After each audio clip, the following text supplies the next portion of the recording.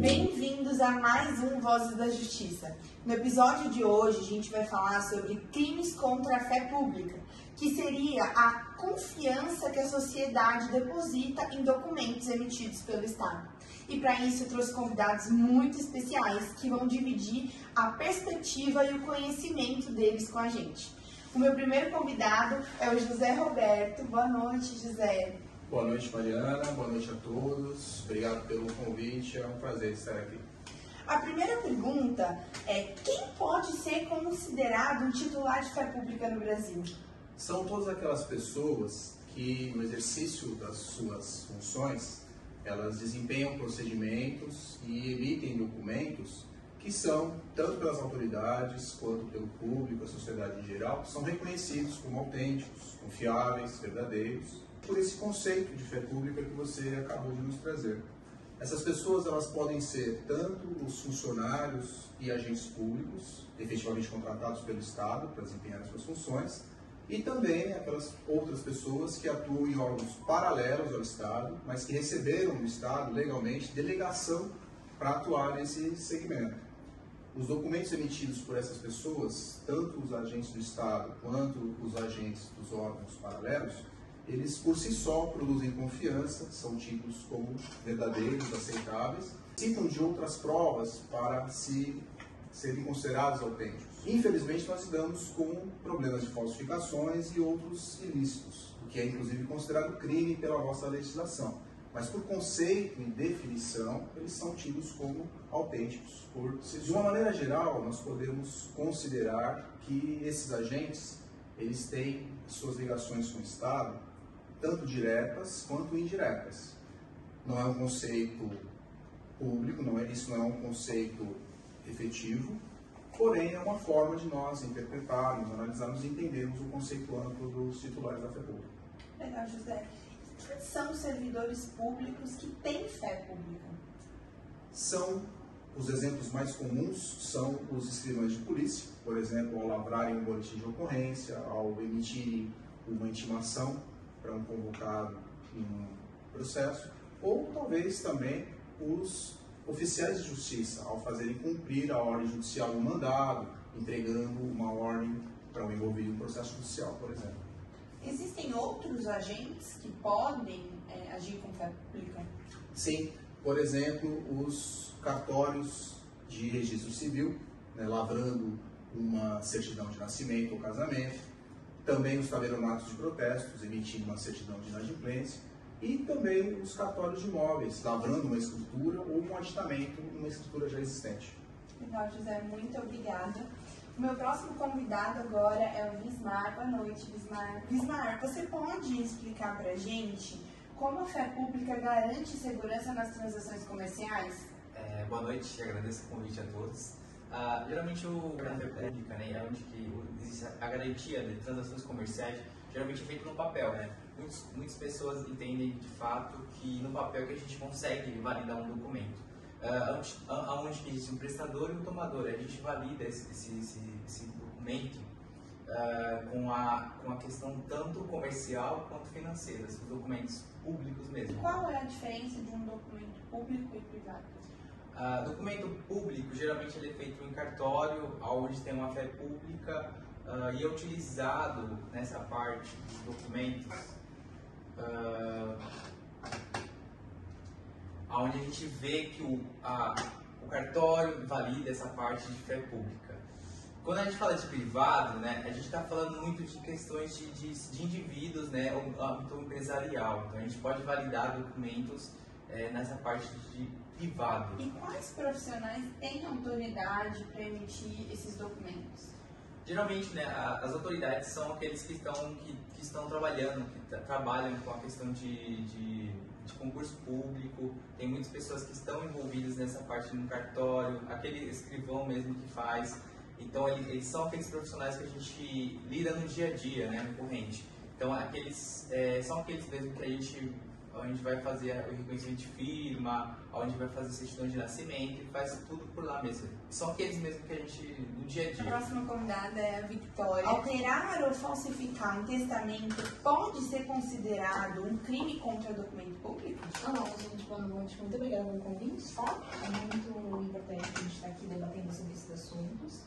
Referente à sua pergunta, quando a gente pensa em testamento, a gente sempre imagina um documento particular e a gente sempre tem a ideia de uma pessoa que está na sua casa fazendo o seu testamento após a sua morte para partilha dos bens. Só que aqui no Brasil a gente tem dois tipos de testamento, o público e o privado.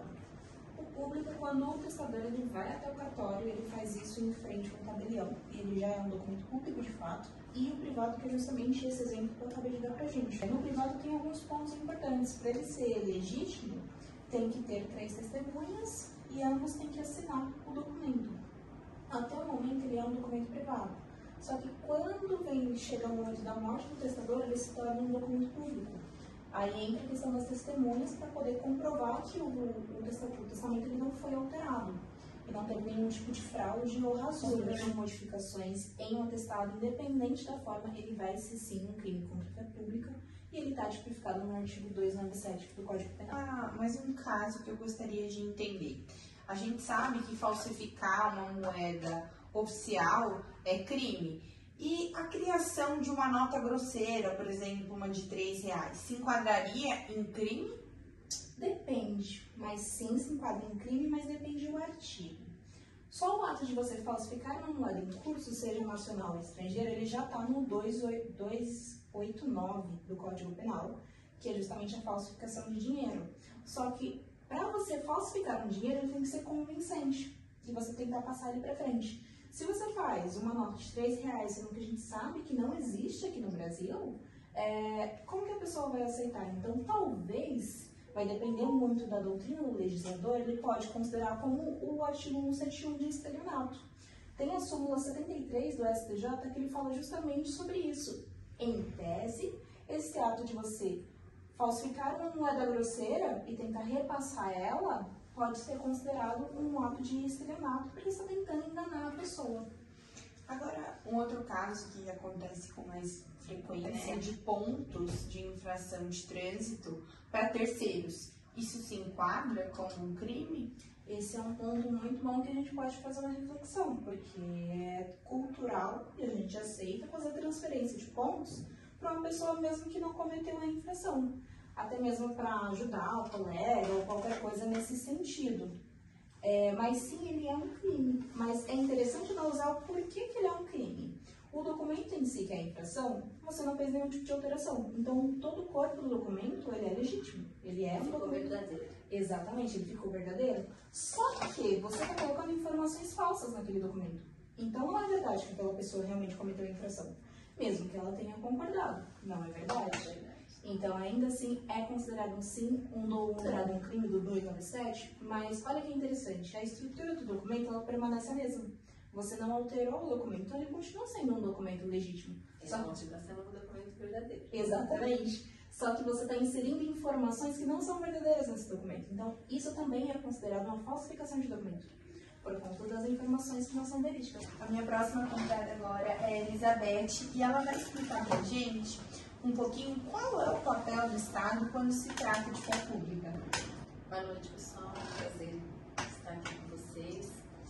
Vamos lá. O Estado ele atua como guardião da fé pública, assegurando a confiança nas instituições e na veracidade das que essas informações permaneçam sólida e fundamental para a conexão e a coesão social e a estabilidade do equilíbrio jurídico.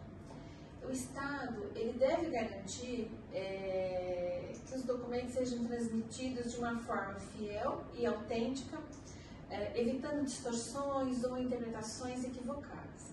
Essa estabilidade jurídica dos documentos é um fenômeno relevante para a manutenção do Estado Democrático de Direito. Elizabeth, como o Estado pode garantir a veracidade desses documentos? O Estado ele cria leis que definem claramente o que constitui atos, documentos autênticos, mantém registros oficiais e realiza auditorias e fiscalizações. Uma das leis que ele criou, por exemplo, foi a Lei 13.726 de 2018, de autenticações de documentos e que na prática busca facilitar as rotinas de uso de apresentação de documentos em órgãos públicos nas diferentes estruturas que compõem o Estado. Sim, Elizabeth, e qual é a importância do Estado em tipificar esses crimes? O Estado ele é responsável por definir e tipificar os crimes contra a fé pública. Ele tem que aplicar as penas justas e adequadas para os crimes. Deve investir em órgãos de investigação. Muitas vezes, os crimes contra a fé pública podem ter dimensões transnacionais e o Estado deve colaborar com outros países e organizações internacionais para combater esses tipos de crimes, como, por exemplo, a falsificação e a fraude. O crime de falsificação de documento público, ele foi definido pelo artigo 297 do Código Penal Brasileiro. A pena é reclusão, variando aí entre 2 e 6 anos, e além de multa, um agente público que comete esse tipo de crime, essa pena aumenta. Washington Almeida, boa noite. Boa noite. Me surgiu uma dúvida, a gente está falando de fé pública. E quando um agente público comete um crime contra a fé pública? Então, Lorena, essa situação do agente público cometer um crime contra a fé pública se torna mais grave, considerando possuir a função ética e funcional, ser servidor público, e isso ele tem o dever de proteger a autenticidade do documento público e registros oficiais. E, as normas, as leis, ele quebra a confiança da sociedade, na integridade do serviço público. Isso pode acarretar em consequências severas, como sanções disciplinares, tanto na esfera penal como na administrativa. Quais crimes são mais recorrentes em ser cometido por um agente público? Olha, geralmente, ação de documento, uso de documento falso, falsidade ideológica e adulteração de registros públicos. E esses atos comprometem a veracidade das informações, que a sociedade certidões, etc. A gente sabe que existem penalidades criminais, para esses agentes, mas quais são as consequências administrativas? A consequência administrativa do agente público comete, quando o crime de fé pública, ele pode tanto responder nas esferas penais, e enfrentar também sanções administrativas, como processos disciplinares, suspensões ou até demissões. Essas medidas visam garantir a responsabilidade ética e legal do agente. Isso é para reforçar a importância e transparência da legalidade no serviço público. Eu gostaria de agradecer a todos os convidados aqui presentes por agregarem informações tão valiosas e a vocês, nossos ouvintes, e dizer que a fé pública é um pilar muito importante para o sistema jurídico, que isso venha a ser um tema sempre comentado entre nós. Muito obrigada e até o próximo episódio.